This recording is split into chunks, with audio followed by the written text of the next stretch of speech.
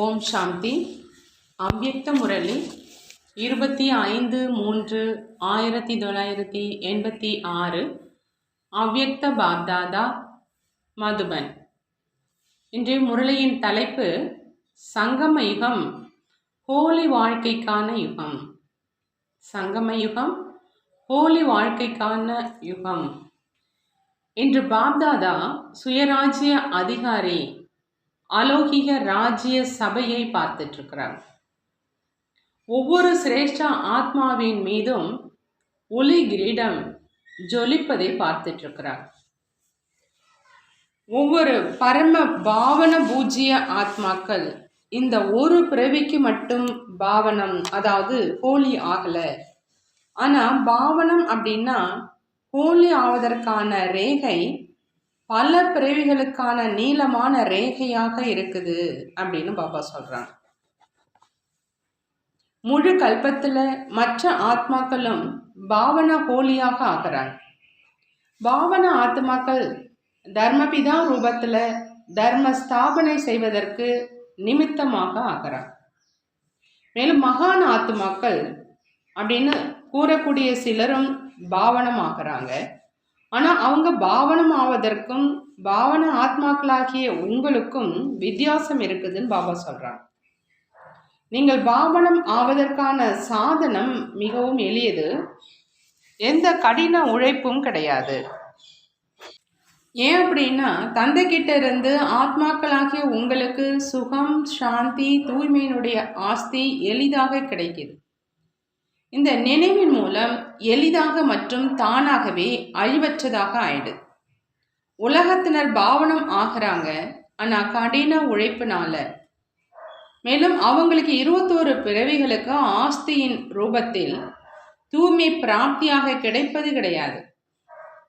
இன்று உலகாய கணக்குல ஹோலி நாள் அப்படின்னு சொல்றாங்க. அவங்க ஹோலி கொண்டாடுறாங்க. ஆனா நீங்க சுயம் பரமாத்மானுடைய வர்ணத்துல கலந்து ஹோலி ஆத்மாக்களாக ஆகிறீங்க. கொண்டாடுவது சிறிது நேரத்துக்கு மட்டும்தான், ஆவது வாழ்க்கைக்காக. அவங்க நாளை கொண்டாடுறாங்க, ஆனா நீங்க வாழ்க்கையை ஹோலியாக ஆக்குறீங்க. இந்த சங்கம யுகம் ஹோலி வாழ்க்கையினுடைய யுகம். ஆக வர்ணங்களில் கலந்துட்டீங்க அப்படின்னா அழிவற்ற வர்ணம் பூசப்பட்டுடுச்சு, அதை அழிக்க வேண்டிய அவசியம் கிடையாது. சதா காலத்துக்காக பாப்சமானாக ஆயிட்டீங்க. சங்கமயுகத்துல நிராகார தந்தைக்கு சமமாக கர்மாதீத ஸ்திதி, நிராகார ஸ்திதியின் அனுபவம் செய்கிறீங்க. மேலும் 21 பிறவிகளுக்கு பிரம்ம பாபாவுக்கு சமமா சர்வ குணங்கள் நிறைந்தவர்களாக சம்பூர்ண நிர்விகாரி சிரேஷ்ட வாழ்க்கையினுடைய அனுபவம் செய்கிறீங்க. ஆக உங்களது ஹோலி அப்படின்னா தந்தையினுடைய சகவாசம் என்ற வர்ணத்தினால தந்தைக்கு சமமாவது. அந்த அளவுக்கு உறுதியான வர்ணமாக இருக்கணும், அதாவது சமமாக ஆக்கிடுங்க. இவ்வாறு ஹோலி உலகத்துல யாராவது விளையாடுறாங்களா? தந்தைக்கு சமமாக ஆக்குவதற்கான ஹோலி விளையாட வந்திருக்கிறாங்க.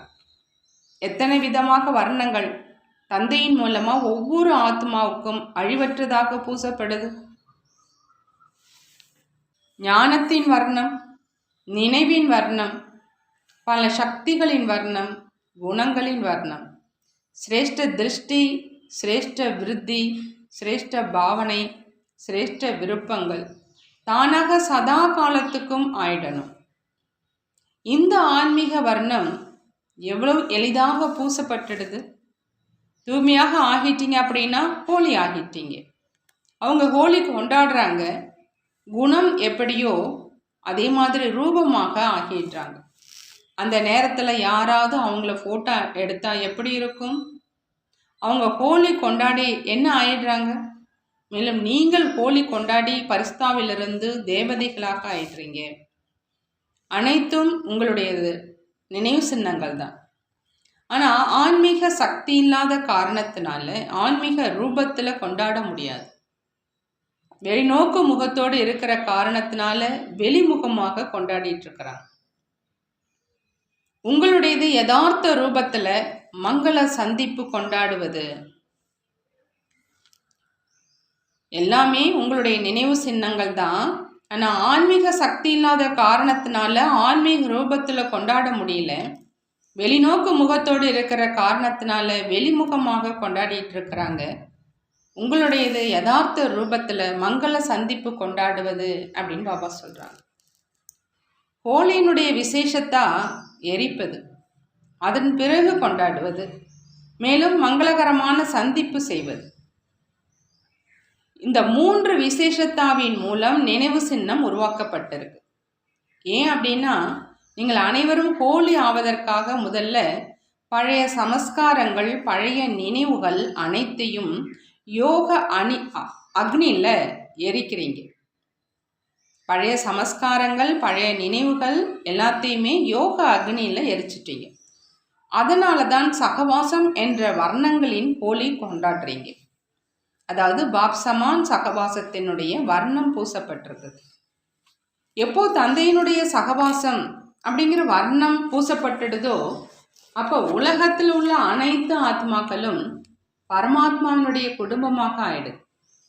பரமாத்மாவினுடைய குடும்பமாக இருக்கிற காரணத்தினால ஒவ்வொரு ஆத்மாவின் மீதும் சுபமான விருப்பம் இயற்கையான சமஸ்காரமாக தானாகவே ஏற்பட்டுடுது. ஆகையினால ஒருவரை ஒருவர் மங்களகரமான சந்திப்பு செஞ்சிட்டு இருக்கீங்க. சிலர் எதிரியாகவும் இருக்கலாம், அசுர சமஸ்காரம் உடையவராகவும் இருக்கலாம். ஆனால் இந்த ஆன்மீக மங்களகரமாக சந்திப்பின் மூலம் அவங்களுக்கும் பரமாத்மானுடைய வர்ண பொடியை அவசியம் பூசுறீங்க. உங்ககிட்ட யாராவது வந்தா என்ன செய்வீங்கன்னு பாபா கேட்குறாங்க. அனைவரையும் ஆலிங்கனம் செய்வது, அதாவது சிரேஷ்ட ஆத்மா என்று புரிந்து கொண்டு ஆலிங்கனம் செய்ய வேண்டும். இவர் தந்தையினுடைய குழந்தை. இந்த அன்பான சந்திப்பு, சுப பாவனையினுடைய சந்திப்பு அந்த ஆத்மாக்களையும் பழைய விஷயங்களை மறக்க வச்சிடும். அவங்களும் உற்சாகத்தில் வந்துடுவாங்க. அதனால உற்சவத்தின் ரூபத்தில் நினைவு சின்னமாக ஆக்கிட்டாங்க. ஆக தந்தையிடம் ஹோலி கொண்டாடுவது அப்படின்னா அழிவற்ற ஆன்மீக வர்ணங்களினால் தந்தைக்கு சமம் ஆவது. தந்தையிடம் ஹோலி கொண்டாடுவது அப்படின்னா பாபா சொல்றாங்க, அழிவற்ற ஆன்மீக வர்ணங்களினால் தந்தைக்கு சமமாவது. அவங்க கவலையாக இருக்கிறாங்க. ஆகினால குஷியாக இருக்க வேண்டும் என்பதற்காக இந்த நாளை வச்சிருக்கிறாங்க. ஆனால் நீங்க சதா குஷியில் ஆடிக்கொண்டு பாடிக்கொண்டு மகிழ்ச்சியை கொண்டாடிட்டு இருக்கீங்க. என்ன நடந்தது, ஏன் நடந்தது, எப்படி நடந்தது என்று யார் அதிகம் குழப்பம் அடைகிறாங்களோ அவங்களால மகிழ்ச்சியாகவே இருக்க முடியாது. நீங்க திரிகால தரிசிகளாக ஆக்கிட்டீங்க. ஆகையினால ஏன், எதற்கு, எப்படி அப்படிங்கிற அந்த சங்கல்பம் வர முடியாது. ஏன்னா 3 காலங்களையும் அறிந்தவங்க நீங்க. ஏன் நடந்தது, முன்னேறுவதற்கான பேப்பர் என்பதை நீங்க அறிவீங்க. ஏன் நடந்தது, எதுவும் புதிதல்ல. ஆக ஏன் நடந்தது என்ற கேள்வியே கிடையாது. எப்படி நடந்தது, மாயை மேலும் உறுதியானவர்களாக ஆக்குவதற்காக வந்தது, பிறகு சென்று விட்டது. ஆக திரிகால தரிசி ஸ்திதி உடையவங்க இதில் குழப்பம் அடைய மாட்டாங்க. கேள்விக்கு முன்பே பதில் வந்துடுது. ஏன்னா திரிகால தரிசிகளாக இருக்கிறீங்க. பெயர் திரிகால தரிசி, ஆனால் நிகழ்காலத்தை கூட அறிந்து கொள்ள முடியல. ஏன், எப்படி நடந்தது என்றால் அவர்களை திரிகால தரிசின்னு சொல்ல முடியுமா? பல முறை வெற்றி அடைஞ்சிருக்கீங்க. மேலும் ஆகக்கூடியவர்களாகவும் இருக்கீங்க. கடந்த காலம் மற்றும் எதிர்காலத்தையும் அறிவீங்க. பிராமணர்களாகிய நாம் பரிஸ்தாக்கள். பரிஸ்தாவிலிருந்து பிறகு தேவதைகளாக ஆகக்கூடியவங்க. இன்று மற்றும் நாளைய விஷயம், கேள்விகள் அழிந்து முற்றுப்புள்ளி வந்துடுது இல்லையா? ஹோலி என்றால் ஹோலி, அதாவது கடந்தது கடந்து விட்டது. இவ்வாறு புள்ளி வைப்பதற்கு வருதா அப்படின்னு பாபா கேட்குறாங்க. இதுவும் ஹோலியினுடைய பொருள் தான். எரிக்கும் ஹோலியும் செய்கிறீங்க, வர்ணங்களினால் பூசப்படும் ஹோலியும் செய்கிறீங்க, மற்றும் புள்ளி வைக்கும் ஹோலியும் செய்கிறீங்க. எரிக்கும் ஹோலி, வர்ணங்களினால் பூசப்படும் ஹோலி மற்றும் புள்ளி வைக்கும் ஹோலி. மங்களகரமான சந்திப்பிற்கான ஹோலியும் செய்கிறீங்க. 4 வகையான ஹோலியும் செய்கிறீங்க. ஒருவேளை இதில் ஒன்று குறை இருந்தாலும் ஒளி கிரீடம் நிலைத்திருக்காது, கீழே விழுந்துக்கிட்டே இருக்கும். கிரீடம் இறுக்கமாக இல்லை அப்படின்னா கீழே விழுந்துக்கிட்டே இருக்கும் இல்லையா? 4 வகையான ஹோலியும் கொண்டாடுவதில் பாஸ் ஆகி இருக்கீங்களா?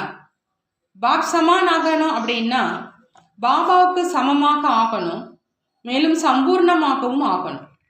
இன்னும் எவ்வளவு காலம் சதவிகிதம் இருக்கும் அப்படின்னு பாபா கேட்குறாங்க. யார் மீது அன்பு இருக்குதோ அந்த அன்பானவர்களை போன்று சமமாக ஆவதற்கு கடினமாக இருக்காது. பாபாவின் மீது சதா அன்பானவர்களாக இருக்கீங்க, ஆக சதா ஏன் சமமாக கூடாது? எளிதுதானே அப்படின்னு பாபா கேட்குறாங்க. நல்லது. சதா ஹோலி மற்றும் மகிழ்ச்சியாக இருக்கக்கூடிய தூய அன்னப்பறவைகள் அனைவருக்கும் உயர்ந்ததிலும் உயர்ந்த பாப் சமான் ஹோலி ஆவதற்கான அறிவற்ற வாழ்த்துக்களை கொடுத்து கொண்டிருக்கிறாங்க. சதா பாப் சமான் ஆவதற்கான, சதா ஹோலி யுகத்தில் மகிழ்ச்சி கொண்டாடுவதற்கான வாழ்த்துக்கள் கொடுத்துட்ருக்கிறாங்க. சதா தூய அன்னப்பறவையாக ஆகி ஞான ரத்தினங்களால் நிறைந்தவர்களாக ஆவதற்கான வாழ்த்துக்களை கொடுத்துட்ருக்குறாங்க. அனைத்து வர்ணங்களினால் பூசப்பட்டு பூஜைக்குரிய ஆத்மா ஆவதற்கான வாழ்த்துக்கள் கொடுத்துட்ருக்குறாங்க. வாழ்த்துக்களும் கொடுக்குறாங்க, அன்பு சதா நினைவுகளும் கொடுக்குறாங்க. மேலும் சேவாதாரியான தந்தை எஜமானர்களாகிய குழந்தைகளுக்கு சதா நமஸ்தேயும் சொல்கிறாங்க. ஆக அன்பு நினைவுகள் மற்றும் நமஸ்தே சொல்கிறாங்க. நாமும் நம்மளுடைய பாப்தாதாவுக்கு அன்பு நினைவுகள் மற்றும் நமஸ்தே கூறுவோம். இன்று மலேசியா குழு இருக்குது, தென்கிழக்கு. நாம் எங்கெங்கேயோ காணாமல் போயிருந்தவர்கள் என்பதை அனைவரும் புரிஞ்சிருக்கீங்களா அப்படின்னு பாபா கேட்குறாங்க. பரமாத்மா படகுல இருந்து இறங்கி எங்கெங்கேயோ சென்று விட்டோம். உலகம் அப்படிங்கிற கடல்ல மூழ்கிட்டோம். ஏன்னா துவாபர யுகத்தில் ஆன்மீக அணுகுண்டுக்கு பதிலாக சரீர உணர்வு என்ற அணுகுண்டு போடப்பட்டது. ராவணன் அணுகுண்டு போட்டுட்டான், படகு உடைஞ்சிடுச்சு. பரமாத்மா குடும்பம் என்ற படகு உடைந்து விட்டது. மற்றும் எங்கெங்கேயோ சென்று விட்டீர்கள், எங்கெல்லாம் உதவி கிடைத்ததோ சென்று விட்டீர்கள். மூழ்குபவருக்கு என்ன உதவி கிடைத்தாலும் பற்றி கொள்வார்கள் இல்லையா? உங்கள் அனைவருக்கும் எந்த தர்மம், எந்த தேசம் என்ற சிறிது உதவி கிடைத்ததும் அங்கு சென்றடைஞ்சிட்டீங்க. ஆனால் சமஸ்காரம் அதுவாகத்தான் இருக்குது இல்லையா? ஆகையால் வேறு தர்மத்தில் சென்றிருந்தாலும் தனது உண்மையான தர்மத்தினுடைய அறிமுகம் கிடைத்ததும் வந்துட்டீங்க. முழு உலகத்திலும் சிதறி இருந்தீங்க. இவ்வாறு காணாமல் போனதும் நன்மையானதாக இருக்குது. பல ஆத்மாக்களை ஒருவர் விடுவிக்கும் காரியம் செய்திருக்கிறார். உலகத்தில் பரமாத்மா குடும்பத்தின் அறிமுகம் கொடுப்பதற்காக கல்யாணக்காரிகளாக ஆயிட்டாங்க. ஒருவேளை அனைவரும் பாரதத்திலேயே இருந்தீங்க அப்படின்னா உலக சேவை எப்படி நடைபெறும்? அதனால தான் வெவ்வேறு நாடுகளுக்கு சென்றிருக்கீங்க. அனைத்து முக்கிய தர்மங்களிலும் யாராவது ஒருவர் சென்றடைந்திருக்கீங்க. ஒருவர் வெளிப்பட்டாலும் அருகில் இருப்பவர்களையும் அவசியம் விழிப்படைய செய்கிறாங்க. பாப்தாதாவுக்கு 5000 ஆண்டுகளுக்கு பிறகு காணாமல் போன குழந்தைகளை பார்க்கின்ற போது குஷி ஏற்படுது. உங்கள் அனைவருக்கும் குஷி ஏற்படுது இல்லையா அப்படின்னு பாபா கேட்குறாங்க. வந்து சேர்ந்துட்டீங்க, அடைஞ்சிட்டீங்க, அப்போ உங்களுக்கு குஷி தான் இல்லையான்னு பாபா கேட்குறாங்க. மலேசியாவிலிருந்து எந்த விஐபியும் இதுவரை வரலை. சேவையினுடைய லட்சியத்துக்காக அவங்களை நிமித்தமாக ஆக்க வேண்டி இருக்குது. சேவையினுடைய தீவிர வேகத்துக்கு நிமித்தமாக ஆகிடுறாங்க. ஆகையினால அவங்களை முன்னிறுத்த வேண்டியிருக்கு. தந்தைக்கு நீங்கள் தான் சிரேஷ்ட ஆத்மாக்கள். ஆன்மீக போதையில் சிரேஷ்ட ஆத்மாக்களாக நீங்கள் இருக்கீங்க இல்லையா? பூஜைக்குரிய ஆத்மாக்களாக நீங்கள் எங்கே? மாயாவிடம் மாட்டியிருக்கும் அவங்க எங்கே? அறியாத ஆத்மாக்களுக்கும் அறிமுகம் கொடுக்கணும். சிங்கப்பூரிலும் இப்பொழுது விருதி ஆகிட்டு இருக்குது. எங்கள் தந்தையினுடைய ஒப்பற்ற குழந்தைகள் சென்று அடைகிறாங்களோ ரத்தனத்தை தான் உருவாக்குவாங்க. தைரியம் வைத்து சேவையில் ஆர்வத்தோடு முன்னேறி கொண்டிருக்கீங்க. ஆக முயற்சியினுடைய பலன் உயர்ந்ததாகத்தான் இருக்கும். தனது குடும்பத்தை ஒன்றிணைக்கணும். குடும்பத்தை விட்டு காணாமல் போனவங்க குடும்பத்தில் வந்து சேர்ந்துட்டாங்க அப்படின்னா எவ்வளவு குஷி அடைவாங்க. மேலும் மனதில் நன்றியும் சொல்லுவாங்க.